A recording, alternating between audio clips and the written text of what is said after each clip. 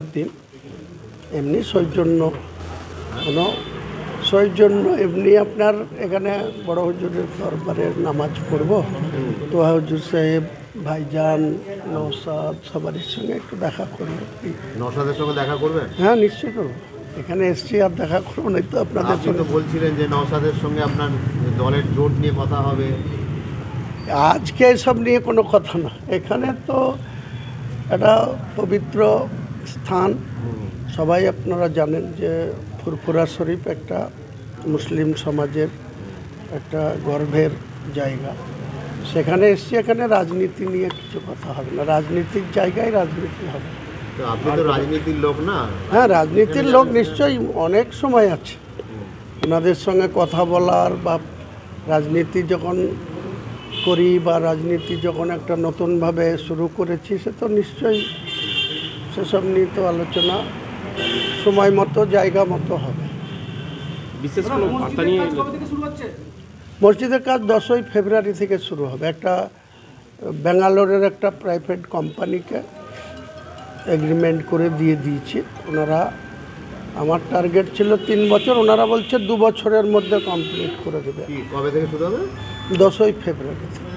অভিষেক বন্দ্যোপাধ্যায় বলছে আপনি টাকা তুলেছেন মসজিদের নাম করে, মসজিদের নাম দেখে অভিষেক বন্দ্যোপাধ্যায় বলছে। তো করবেন না এসব? অভিষেকের কি, অভিষেকদের সব কিছু অধিকার আছে সংবিধানে। ওর পিসি সরকারি টাকায় 10টা মন্দির করে বেড়াচ্ছে, সেখানে আগে বলুক গা পিসিকে, তারপরে তো আমাকে নিদান দেবে। আমি তো মুসলিম কমের টাকায় মসজিদ করব, তো ওর কি বলার কি অধিকার আছে, বা ওর বলাতে আমার কি যায় আসে? বলছি গতকালকে দেখলেন আইপ্যাক অফিসে যেটা হলো, ফাইল নিয়ে আরও অনেক কিছু হবে।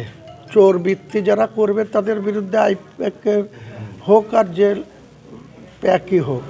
ওই দিদিই তো নভেম্বরে আমি এইসবের বিরুদ্ধে বলেছিলাম, তখন বলেছিল প্যাক ফ্যাক কিছু থাকবে না। তারপরে 2 মাসের মধ্যে আবার পিসি ভাইপু যখন গো ধরল, তখন আবার আমাদের পরিষদীয় মিটিং ডেকে বলছে তোমাদেরকে প্যাক ফের সঙ্গেই অ্যাডজাস্ট করে কাজ করতে হবে। আমাদের সঙ্গে মেন বিরোধ তো এইসব নিয়েই। আমরা পলিটিক্স করব, মানুষ আমাদের দেখে, নেত্রীকে দেখে ভোট দেবে, আর এই প্যাক ফ্যাক তারা টাকা তুলবে, এসব তো আমরা মানিনি বলেই তো আমার সঙ্গে এত লড়াই। কি টাকা তুলছিল?